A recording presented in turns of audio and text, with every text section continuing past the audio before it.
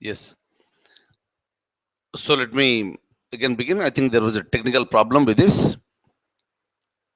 So let me open the document and we'll be continuing from there. Look at this. I'm going to the document now. In fact, let me have the discussion from here.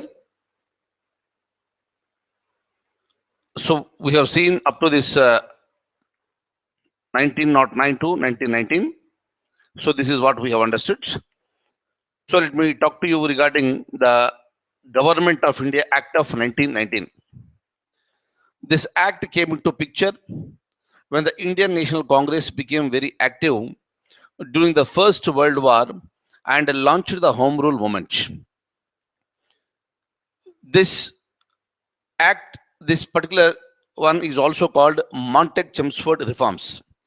The meaning is that this act has become, this came into the picture after the report has been submitted by these two people and they have suggested so many reforms. Hence, this is one which is very, very important. And regarding that, we are going to have a discussion now. Let me straight away open the document to you and have a discussion on this one. So this is called the Montague-Chelmsford reforms. Chelmsford was then the Viceroy of India and the Montague was the then Secretary of State for India. Okay. Now, I'm scrolling it down. On August 20th, 1917, the British government has made a declaration that the policy of His Majesty's government is that of increasing association of the Indians in every branch of administration and the gradual development of self-governing of the institutions with a view to the progressive realization of the responsible government in British India as an integral part of the British Empire. What is the meaning of this? Again, a simple concept. So today, we have the responsible governments at both at the central level and state level. So the meaning is that the governments are expected to be in the power as long as they are answerable, they are responsible to the legislatures.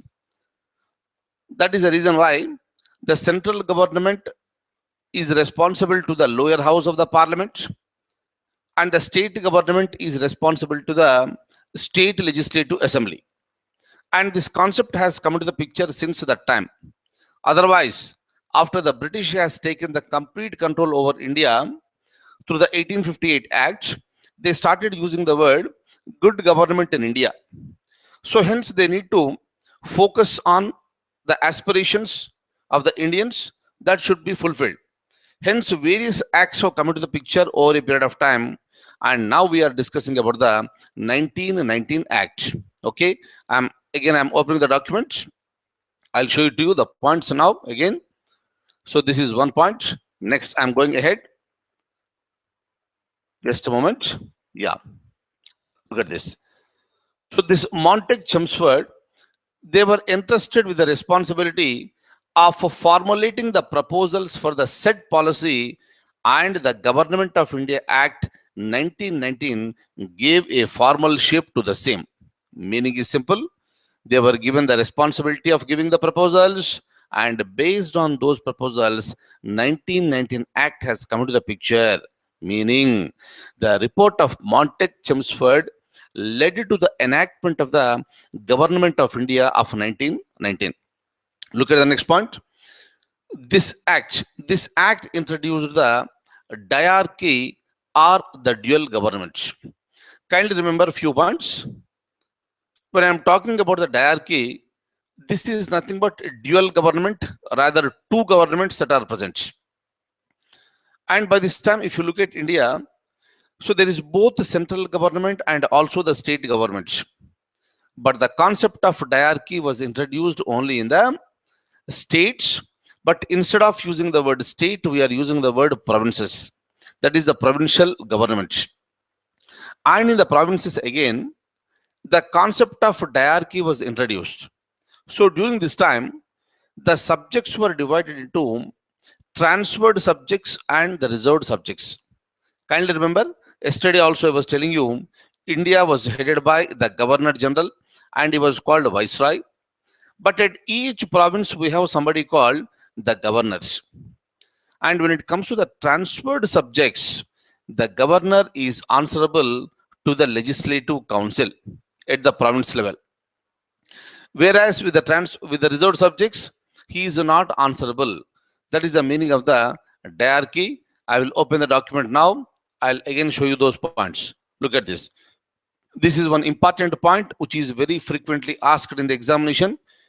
Through the Government of India Act 1919, where the concept of diarchy was introduced. Remember, it is at the provinces and not at the central level. Now, next one. This act has demarcated the central and provincial subjects.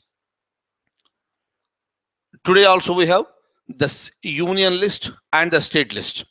And this act has demarcated the powers between the central administration and the state administration. Now, if you go to the provincial subjects, these provincial subjects were further divided into transferred subjects and the reserved subjects. What do you mean by this? Look at this. I'm explaining it now. The transferred subjects are those subjects that are administered by the governor with the aid of the ministers and responsible to the legislative council, in which the proportion of elected members was raised to 70%. Meaning there are so many elected members. But the idea is that when you are talking about the transferred subjects, governor, he has to be responsible. He, not Governor General, please. Governor General is for the entire India. He was called the Viceroy. But I am talking about the province, and he is the governor here. And he is responsible to the legislative council. Next. Hence, the foundation of the responsible government was first introduced in the narrow sphere in the form of transferred subjects. Narrow sphere means partially the concept of responsible government was introduced. Why? Why we are using the word, the concept called the partial? I am introducing the word partial because for all the subjects, they are not answerable to the legislative council. Only for the transferred subjects they are answerable, and for the reserved subjects they are not answerable. Hence, I have used the word partially. The concept of responsible government was introduced. Look at this next point. The reserved subjects, on the other hand, were to be administered by the governor and his executive council without any responsibility to the legislature. If there is a responsibility towards the legislative council, that is called a transferred subjects. Otherwise, it is the reserved subjects where they are not answerable to the legislature. Look at this.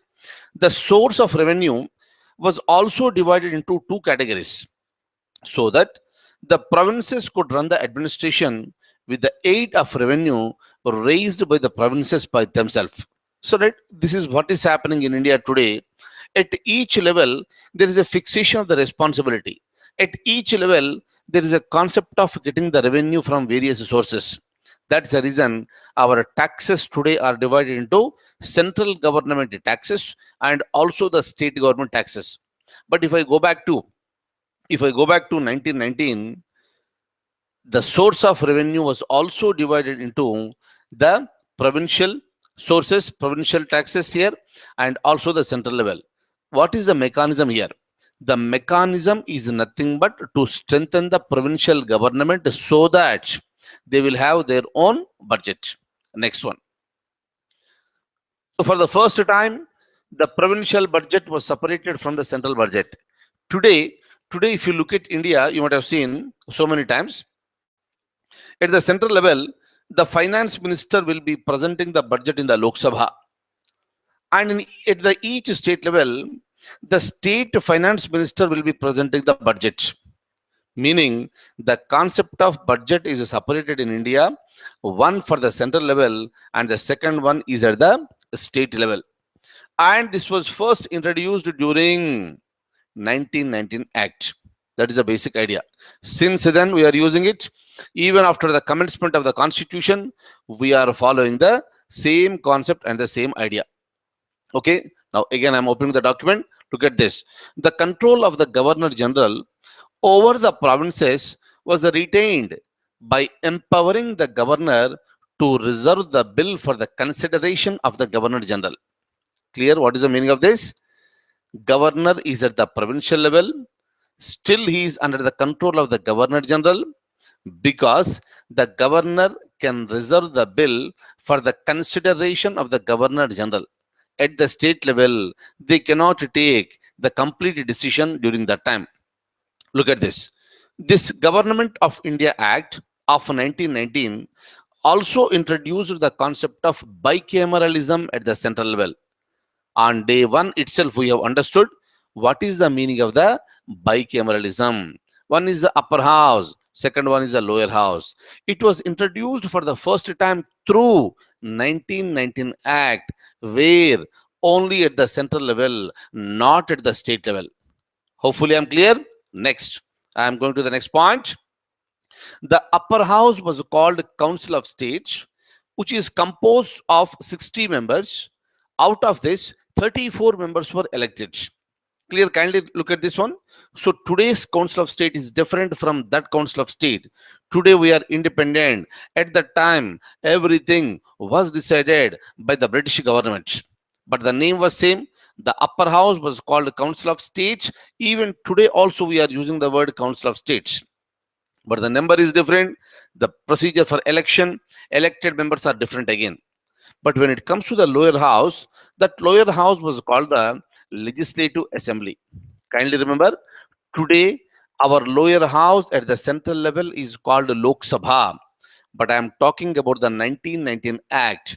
At that time, the concept of bicameralism was introduced and the lower house was called Legislative Assembly. Don't compare with the Legislative Assembly at the state level today. No, I am talking about the central level. Upper house was called Council of States and the lower house was called Legislative Assembly, where the strength was 144 and out of that 104 were elected. Okay, now the powers of both upper house and the lower house was equal, except that the power to vote on the budget was given only to the lower house. Right? Kindly recollect certain points what I told you on day number 1 when I am talking about the introduction to the Constitution. During that time, I made it very, very clear, saying that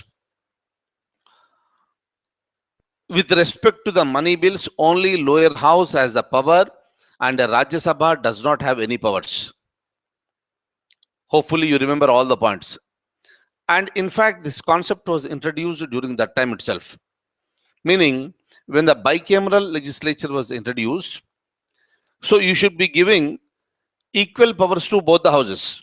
But since beginning in India, voting on the budget, this responsibility has been entrusted only with the Lok Sabha, and the Rajya Sabha does not have these functions, does not have the power to vote on the budget. This is not a new concept. Since 1919, we are using the same concept in India. Okay, that is the reason remaining aspects, both the Council of States during that time and the Legislative Assembly of that time, both have equal powers, except the budget can be voted only by the lower house of the central legislature. That is the basic idea. Okay, even today also we are continuing with the same thing. And the concept of election was introduced, and the Indian Legislative Council consists of the upper house and the lower house. This is what we have seen. Next one. Next one's here. The majority of the members from both the houses are elected directly. Again, it is a difference. So today, majority of the members in the lower house of the parliament are elected directly, but whereas the Rajya Sabha members are elected indirectly. But during that time, if you remember, just to look at the point, both the houses, majority of the members are elected directly. Okay, next one. Yesterday, when I am talking about the 1909 Act there, we are speaking something about the communal representation. and that communal representation was there only for the Muslims. This is what we have discussed during that time. Okay, now, but the 1919 Act extended the communal representation for Sikhs, Indian Christians, Europeans, and Anglo Indians. In the brackets, kindly see here, the 1909 Act introduced communal representation only for the Muslims and not for all the communities. Okay, kindly remember this. Slowly, they started expanding the concept of communal representation.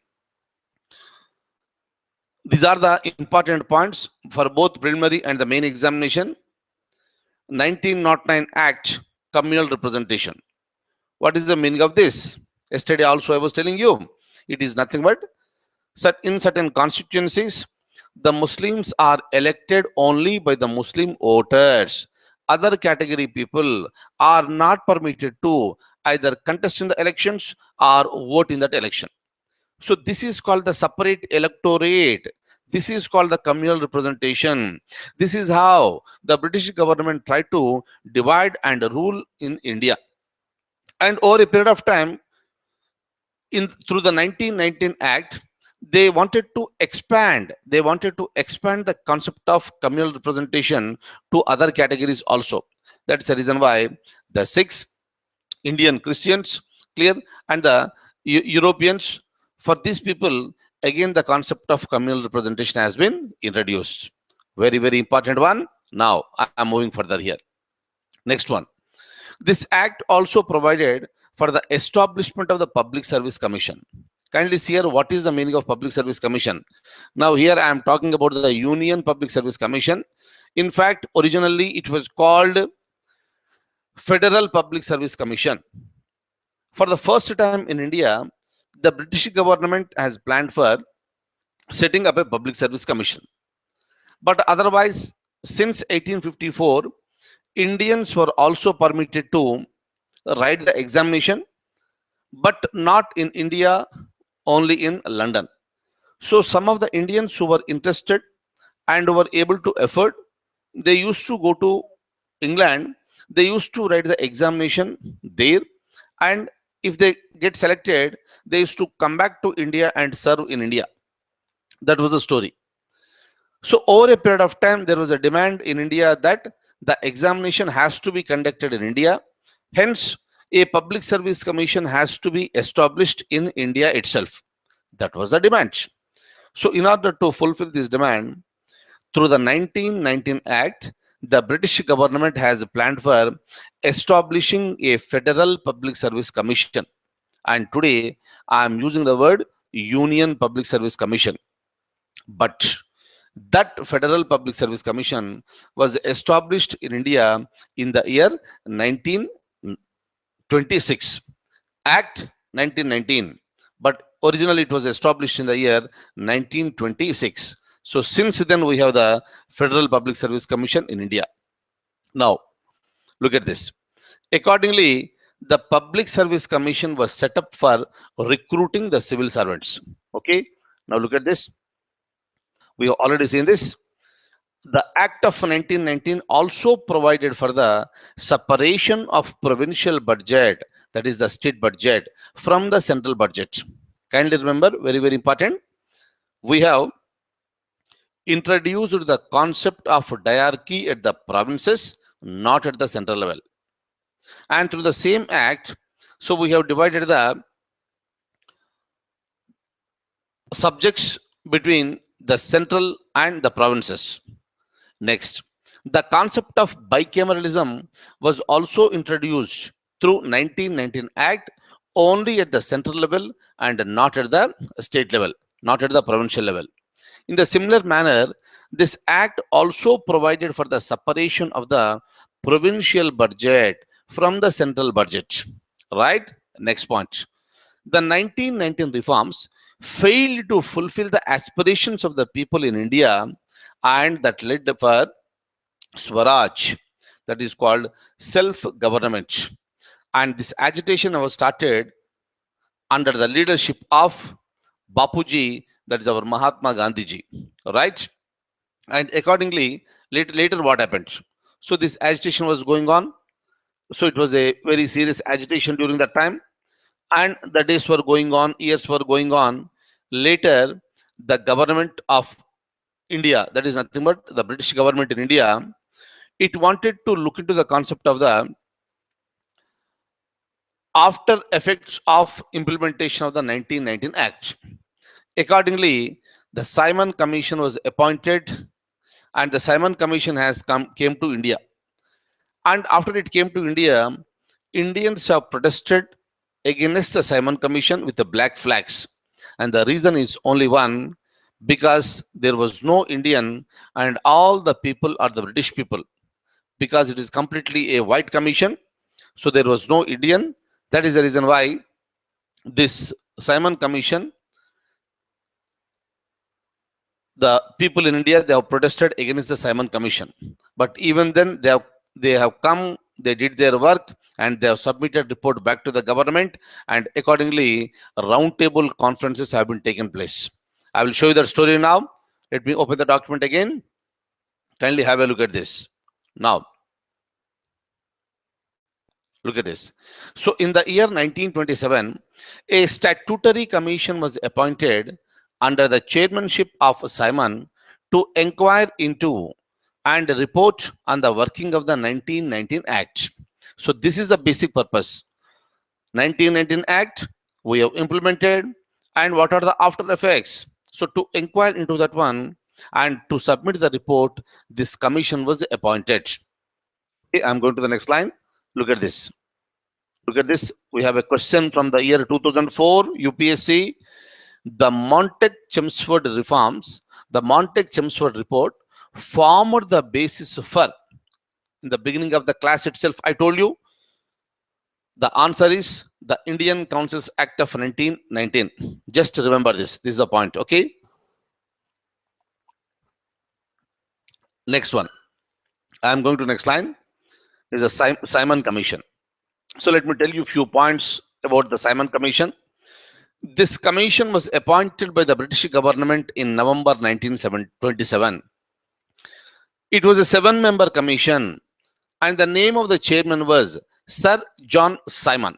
Okay, look at this. Look at this, the point. The purpose of the commission was to report on the condition of India under the new constitution. Kindly remember, I am talking to you a subject called historical background of the Indian constitution. Is it okay?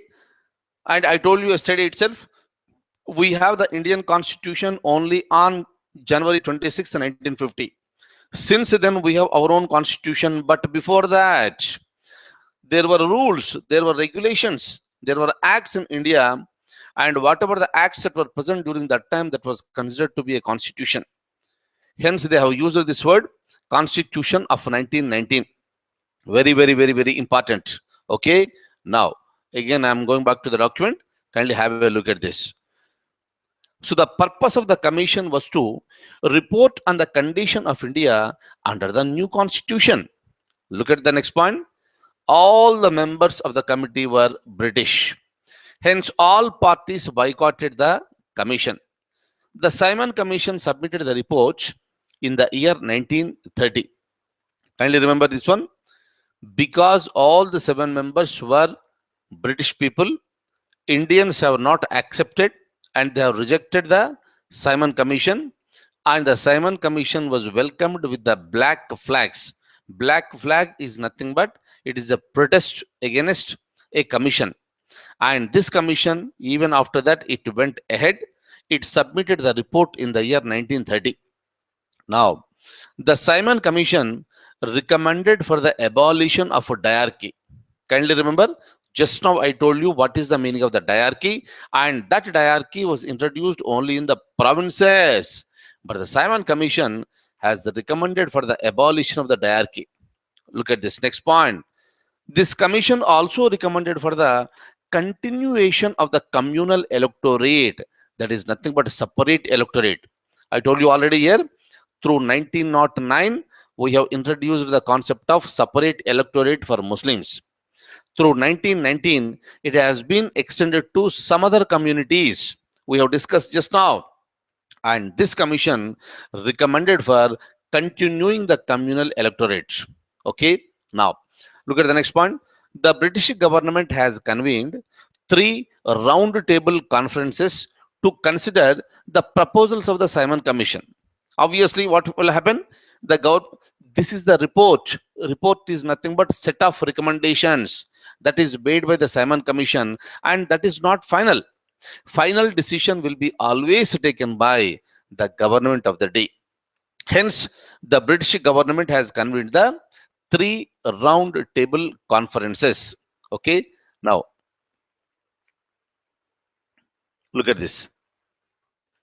The conferences to be attended by the representatives of the British government and also from British India and also from the princely states.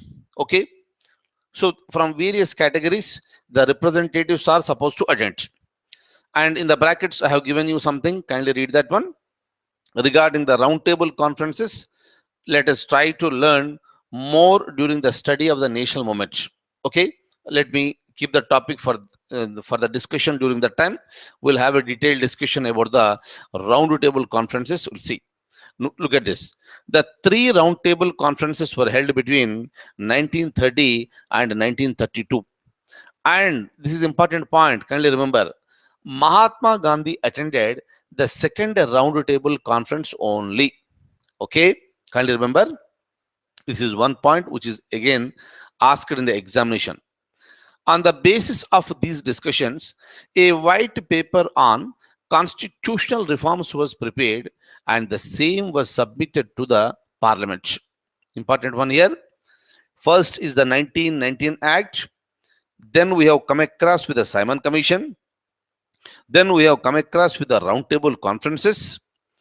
And the outcome of the roundtable conferences that has been placed before the Parliament, British Parliament, and these recommendations were incorporated in the Government of India Act of 1935. Okay, now I'm shifting to some other point here. Next point, there is something called communal awards. What is the meaning of this? Let's try to see here. Here, one thing I would like to tell you. For the examination point of view, be very, very clear about the sequence of the events.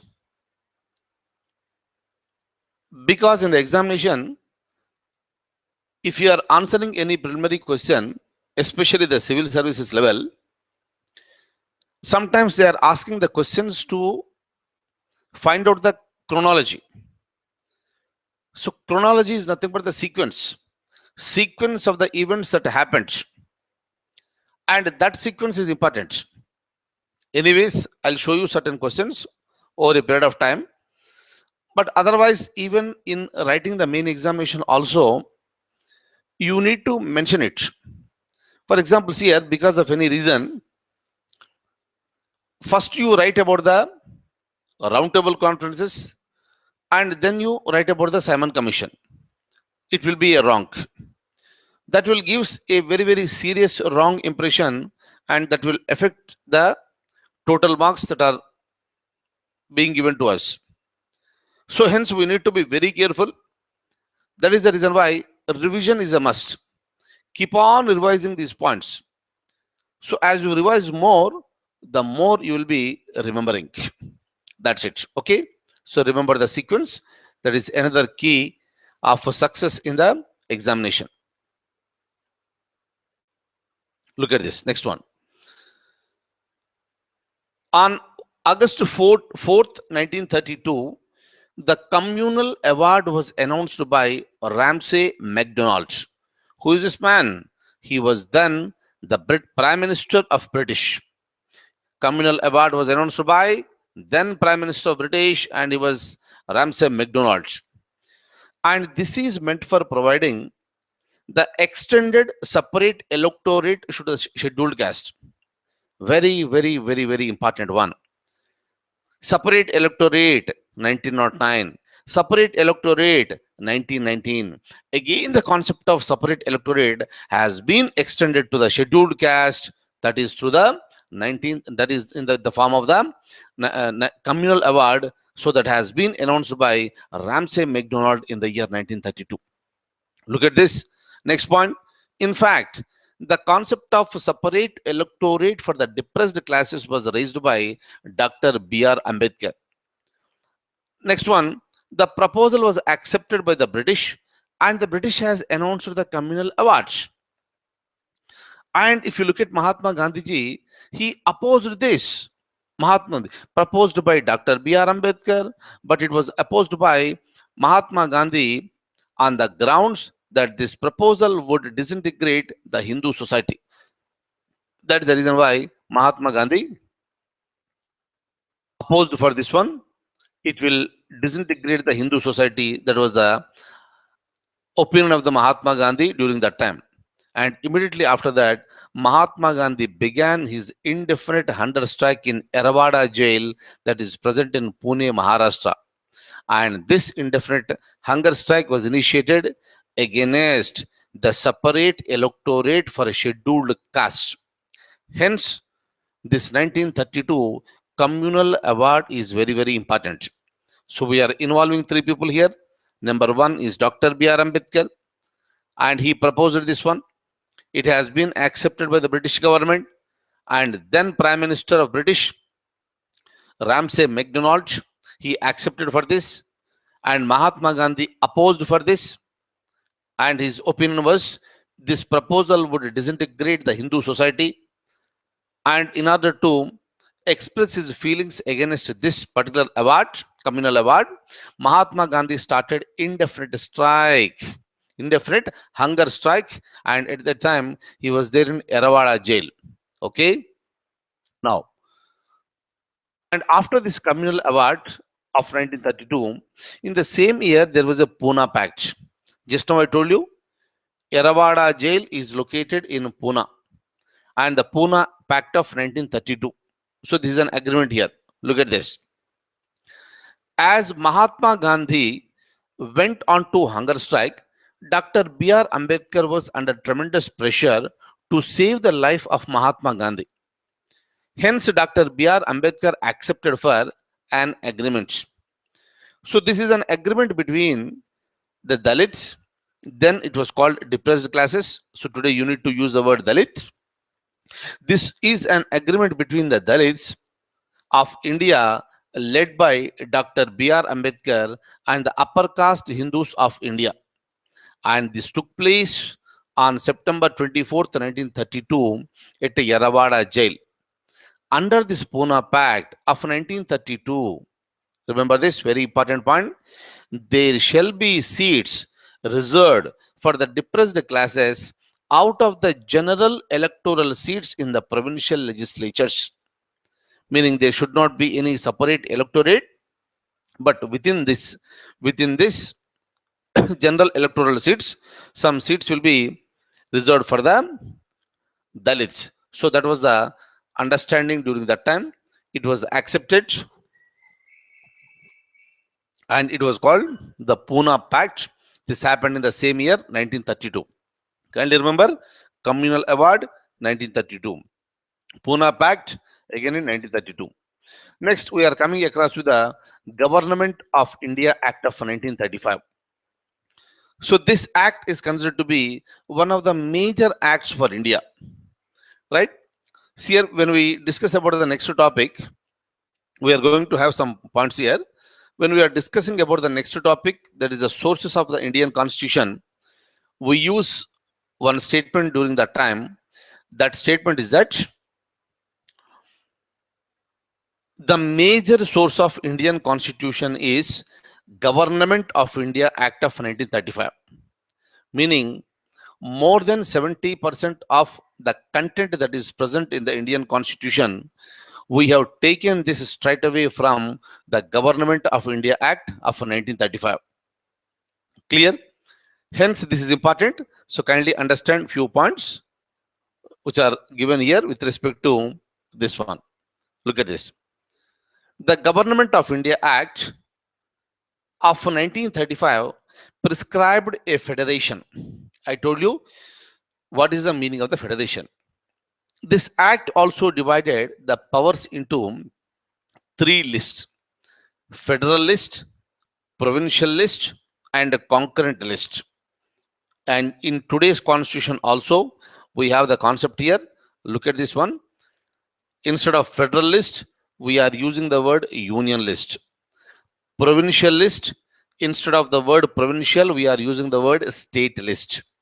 And number three, concurrent list, the same name is being used as it is, but it was began with 1935 Act. Look at this. The residuary powers were vested with the viceroy. Okay, see, one important word we have come across with this. This is the residuary powers. What is the meaning of the residuary power? I'll tell you in the next class when I talk about the sources of the Indian Constitution. Okay, but just remember this one. The residuary powers were vested with the viceroy. Right? Viceroy is the person who is at the highest level. Okay, and even today also, just to remember one thing, residuary powers are vested with the central government and not with the state governments. Just to remember this point. But what is the meaning of the residuary powers? I'll talk to you in the next class. Look at this. If you look at this again, the Government of India Act 1935 abolished the diarchy in the provinces. Hopefully you remember all the points. 1919 Act has introduced the diarchy at the provinces. 1935 Act abolished the diarchy in the provinces. Okay. Next point, if you look at this, look at this. Now, this Government of India Act of 1935 provided the diarchy at the center, abolished the diarchy at the provinces, and provided the diarchy at the central level. But this did not come into operation. Okay, look at this next one. The responsible government was introduced in provinces. The executive authority of the province was also exercised by the governor on behalf of the crown and not as a subordinate of the governor general. Previously, he was a subordinate. He was acting like a subordinate to the governor general, but now he will be acting independently, where he will be acting on behalf of the crown. Very, very important point. Okay. Next one. The Government of India Act of 1935 introduced bicameralism. Right? Kindly remember, through 1919 Act, we introduced bicameralism at the central level and not at the provincial level. But the Government of India Act of 1935 introduced the bicameralism at the provinces, but not in the all provinces, but only in the 6 out of the 11 provinces. And it was called Legislative Assembly and the Legislative Council. How do you differentiate this? When you are talking about the provinces here, they used to say Provincial Legislative Assembly and the Provincial Legislative Councils. Okay, next. In the rest of the provinces, the legislature was unicameral, meaning only in 6 it was bicameral, and in the remaining provinces it was unicameral. And I told you already the meaning of the bicameral and unicameral. There is no confusion. I'm just going ahead. Look at this. This act also extended separate electorate for the depressed classes, that is the scheduled caste, women and laborers. So this is how. So meaning separate electorate means 1909, 1919 and also the 1935. Very, very important. But while writing in the examination, you need to make it very, very clear, very, very clear for which category 1909 has extended the communal electorate. 1919 for whom? 1935 for whom? Kindly remember. Next, this act also extended the right to vote, that is called franchise, the right to vote. With this, 10% of the population got the voting right. 10% of the population got the voting right with the right to franchise. Kindly remember. Next, what do you mean by 10%? Just like today, every person was not permitted to vote in the election. only the selected population was permitted to vote in the election. That selection was based on the education, tax payment, and a loyalty towards the British government. Only some section was given the right to vote, and not everybody like today. And this act also granted limited franchise on the basis of a tax, property, and education. So this is what I told you now. Clear? Now, next one. See here, it's one suggestion from my side here. The suggestion is that you need to remember these words also. You need to remember these words because in the examination you need to write these words itself. Example, let me tell you. When you are writing about the 1919 or 1935 Act, don't try to use the word the state legislature. That would be a wrong. Maybe the meaning wise it may be correct, but for the examination point of view, because you are talking about the situation of before 1950, you need to mention it as the provinces. That's it. Hence, provincial legislature. Hence, during that time, if you are using the word lower house and upper house, you need to use the same terminology what I have used so far. Okay, so don't try to use the today's terminology. Next one. It also provided, the Government of India Act also provided for the establishment of the RBI, that is the Reserve Bank of India, in the year 1935. Regarding RBI, I spoke to you in some of the classes in the current affairs some time back. But anyways, when we come to the topic in Indian economy, we'll have a detailed discussion again regarding RBI. But just remember this point. 2 points are there. Look at this. Establishment of RBI was recommended by Hilton Young Commission in the year 1926. Okay. And accordingly, RBI was first set up in 1935 at Calcutta. Today we are using the word Kolkata. Okay, just remember this. And later, after 2 years, RBI was shifted to Bombay, but now I am calling that city as Mumbai. Is it okay? Kindly remember these points. But RBI came into the picture because of the Government of India Act of 1935. Who recommended for this? Hilton Young Commission recommended for this. When it was established, 1935, where? Calcutta. Where it has been shifted later? To Bombay in the year 1937. Hence, today, the headquarters of RBI, the Reserve Bank of India, is located in Mumbai. Right? Next. Next one. Look at this. Oh God, one moment. Yeah. The Government of India Act of 1935 provided for the establishment of provincial and joint public service commissions. Kindly remember, this is one important point for me. You need to remember.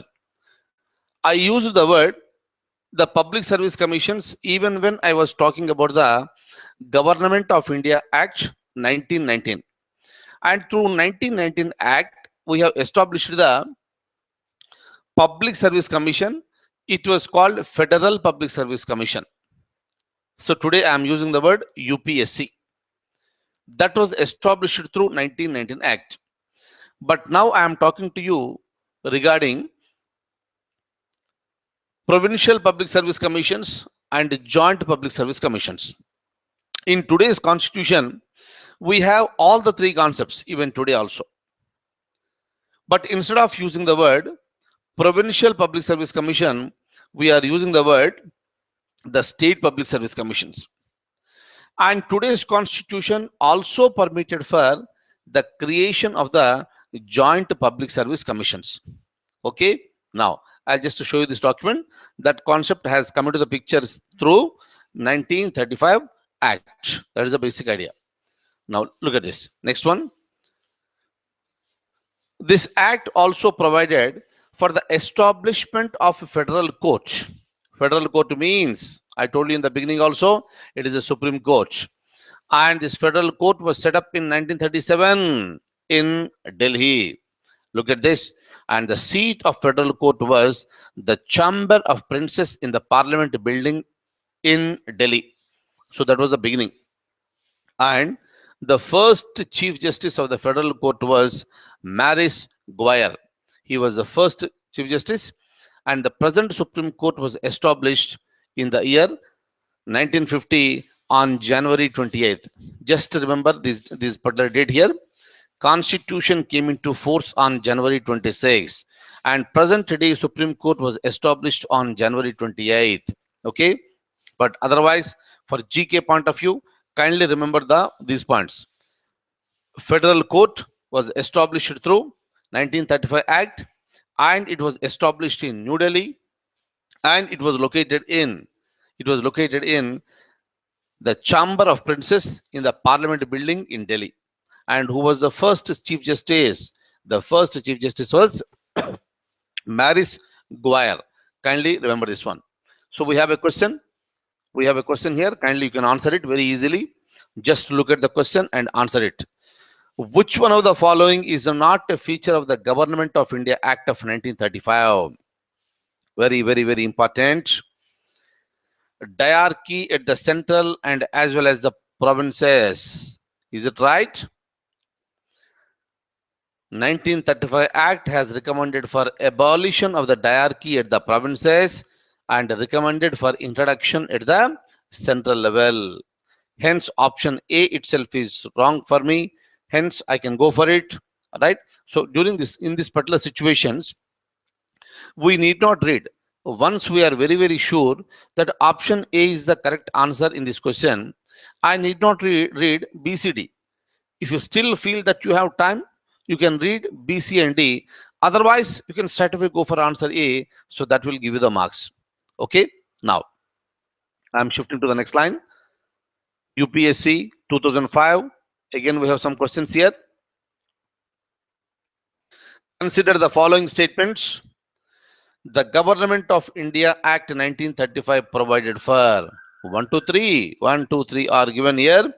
And out of that, we need to pick up the one.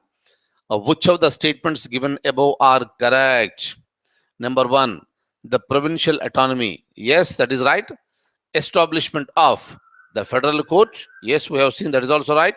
And All India Federation at the center. That is also right. Hence, option D is the correct answer. 1, 2, 3 are correct with respect to this question. Again, I'm shifting. Next line. So we again have again one more question that was asked in the year 2002. Look at this. The real intention of the British to include the princely states in the Federal Union proposed by the Government of India Act of 1935 was to. Kindly read the statement, please. So this is what is asked in the year 2002. What was the real intention of the British to include the princely states in the Federal Union that was proposed by the Government of India Act of 1935? Meaning is simple. Entire India was divided into British India and the princely states. Princely states were given the freedom till that time, but the Government of India Act has proposed for the princely states will also become the part of the Federal Union. But why? What was the intention? Look at this. To exercise more and direct political and administrative control over the princely states. No, that is wrong. Already they are exercising that one indirectly. There was no issue. Involve the princes actively in the administration of the colony. No, that is also wrong. To finally effect the complete political and administrative takeover of all the princely states by the British. That is also wrong. But to use the princes to counterbalance the anti-imperialist doctrines of the nationalist leaders. So this is how you can counter the national leaders at the local level. So this was the idea of the British government. Hence, they have proposed that the princely states will become the part of the Federal Union. So option D is the correct answer. We have another question. UPSC 2004. Consider the following statements and look at this one here. Some of the main features of the Government of India Act of 1935 were 1 to 3 are given. 1 to 3 are given. We need to pick up. So, what are the correct statements here? You can find it out very easily. Abolition of the diarchy in the governor's provinces. Is it a right statement? Yes, it is a right statement. It was introduction was proposed by 1919 Act, but abolition was recommended by this Simon Commission. Later, through Government of India Act 1935, diarchy at the governor's provinces was abolished. But kindly remember, this act proposed for establishment of diarchy, introduction of diarchy at the central level, but it was not done. But otherwise, statement number 1 is correct for me. Abolition of diarchy in the governor's provinces. Number 2, power of the governor to veto the legislative action and to legislate on their own. That is right. Meaning, the governor has been given the power to legislate on his own. Meaning, if the legislative council proposes something also, the governor will have the upper hand and he can veto the legislative action. Right? Next. So, the 1 and 2 both are right. When it comes to the abolition of the principle of communal representation, that is wrong. This particular act proposed for extension of the communal representation. We have seen for SCs, women and labor, this act has proposed for the extension of the communal representation. Hence, option 3 is the wrong. And if you go to the which of the following statements given above are correct, so answer should be 1 and 2. Hence, option B is the correct answer for this.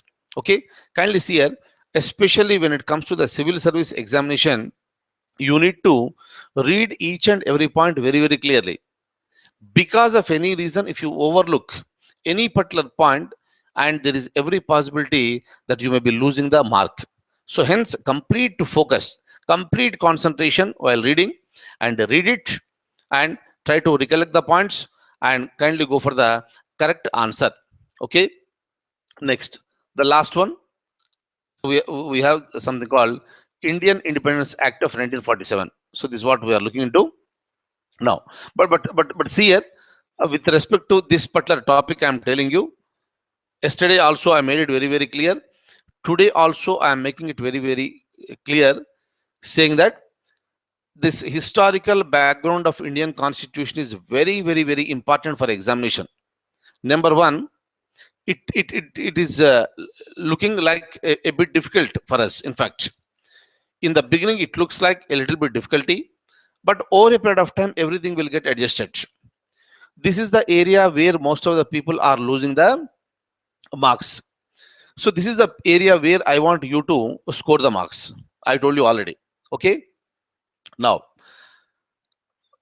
once you become comfortable in this particular chapter here, so this will be an added advantage even for the main examination when you are writing the history part of general studies. At the same time, with this particular knowledge, one entire chapter in public administration mains syllabus is also covered. If you want, you can watch when we start the public administration session. If you are opting for public administration, it will become easy for us. So that is the reason why Indian polity subject is more useful for those people who are opting for the public administration optional in the main examination. So that is the biggest advantage. 70% will be covered. Okay. Now, so let me talk to you about the last one. So that is the Indian Independence Act of 1947. Look at this. On February 20th, 1947, the Prime Minister of England, Sir Clement Attlee, declared that the British rule in India would end by June 30th, 1948. Kindly remember, this is a very, very, very, very important point for me. I am talking to you about the independence of India, but it is a place where I have mentioned June 30th, 1948. What is the meaning of this? Originally, they have decided to give independence to India by June 30th, 1948. So that the idea is very simple. During that time, the British wanted India to finish up their constitution by this time, so that it can transfer the powers to the Indians and it can leave away. Kindly see here, but we got the independence in 1947 itself, meaning well in advance the date that was proposed by the British, we got the independence. So that is because of the disturbances that were taking place in India. And regarding that story, I'll talk to you in the next class. But otherwise, if you look at this, 1948, that was the original date. But in fact, we got the independence in 1947. During the time of 1939 to 1945, we know that there was World War II that was happening.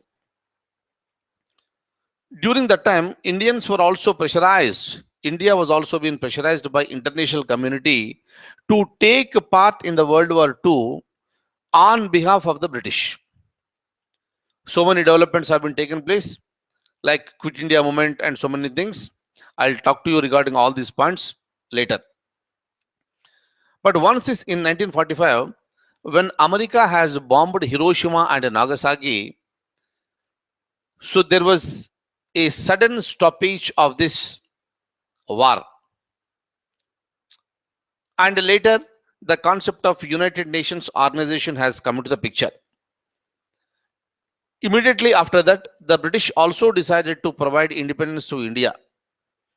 But if you give it the independence immediately, the power will be transferred to Indians, where Indians do not have any experience in the administrative affairs. Of course, some people are working in the administration of this British, there is no problem. But every country is expected to have its own constitution so that you will have your own goals. For that reason, the British government has asked India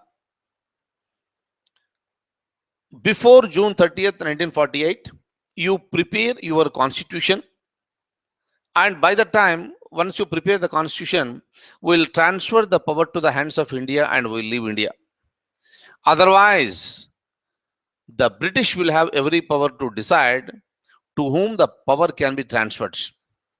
So this was a statement that was given by the British. Okay. But because of the various developments, like the Muslim League has started demanding for separation of the nation, and unfortunately, that led to the a great amount of violence that occurred in India. Lakhs of people have died, and finally, both Indian National Congress and also the British government has accepted for the partition of the nation. Accordingly, the nation was partitioned. And if you want to partition the nation, again, the government of the day must pass a legislation in the parliament. And the government of the day was British. Accordingly, in July 1947, a bill was passed and it became an act in the form of Indian Independence Act of 1947. That was the act which provided for three things. Number one, the existing nation, the so-called India, has been divided. It has been divided into India and Pakistan, number one. Number two, both India and Pakistan were given independence. That is the reason, kindly remember, India got independence through Indian Independence Act of 1947. Pakistan also got independence through Indian Independence Act of 1947. Next, number three. The head in India was called Viceroy, and the designation of the Viceroy has been changed to Governor General of India. So these are the things what happened during this 1947 Act. I'll show you the document. Look at this. Yeah. On February 20th, 1947, the Prime Minister of England, Sir Clement Attlee, declared that the British rule in India would end by June 30th, 1948. Muslim League demanded for the partition. On June 3rd, 1947, the government announced that the constitution is not applicable to unwilling parts of the nations. So this is a statement that was made by the British. Look at this. Lord Mountbatten, the then viceroy, put forth the partition plan on the same day, and it was called the Mountbatten Plan. This is also called June 3rd Plan. Kindly remember this.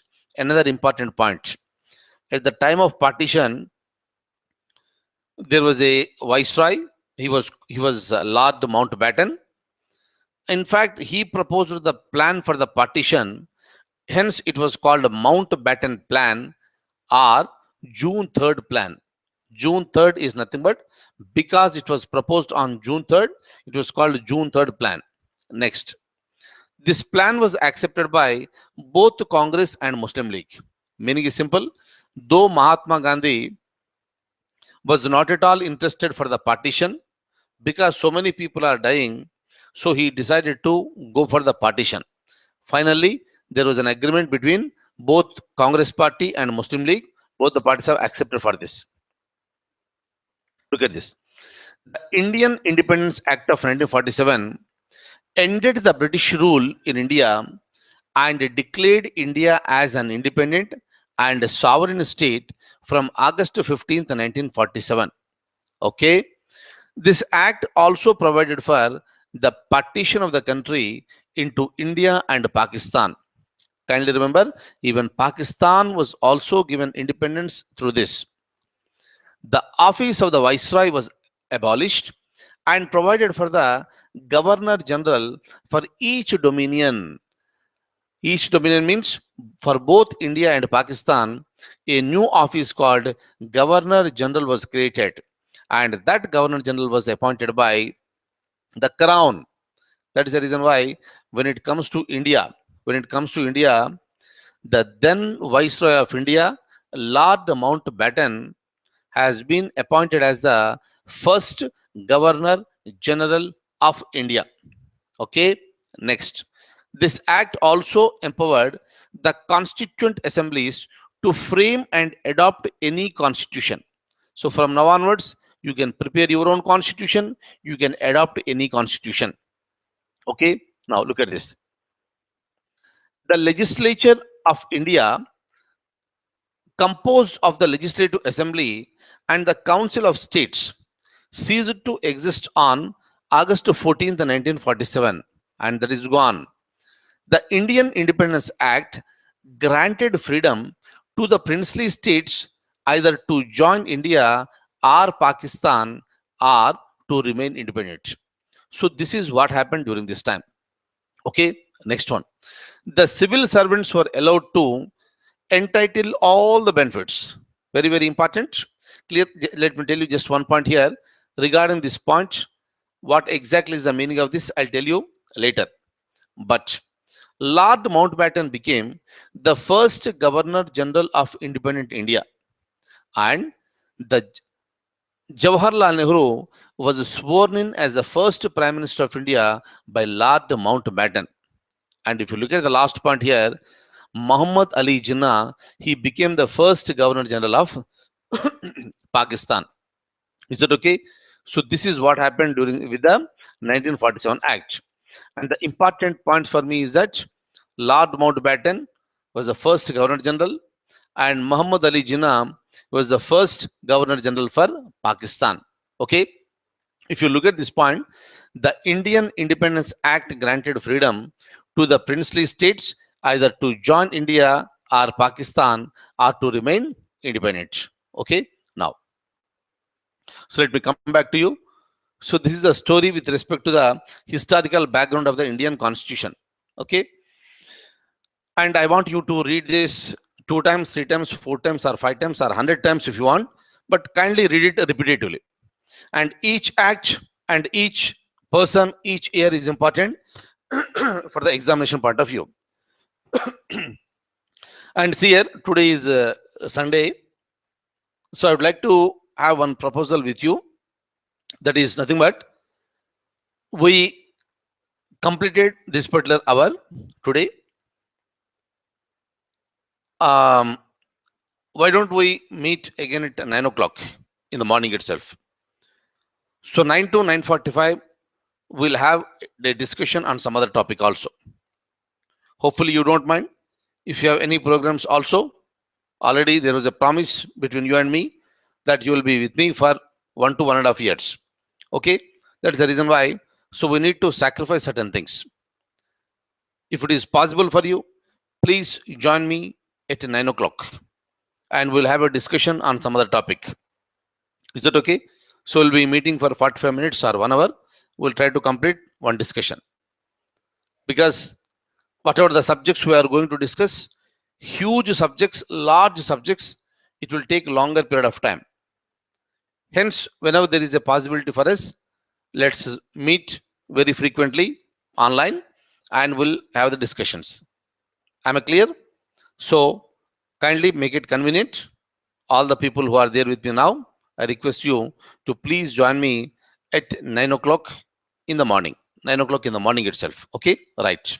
Meaning you finish up all your work and you can join me by 9 o'clock. So thank you so much for being with me this morning.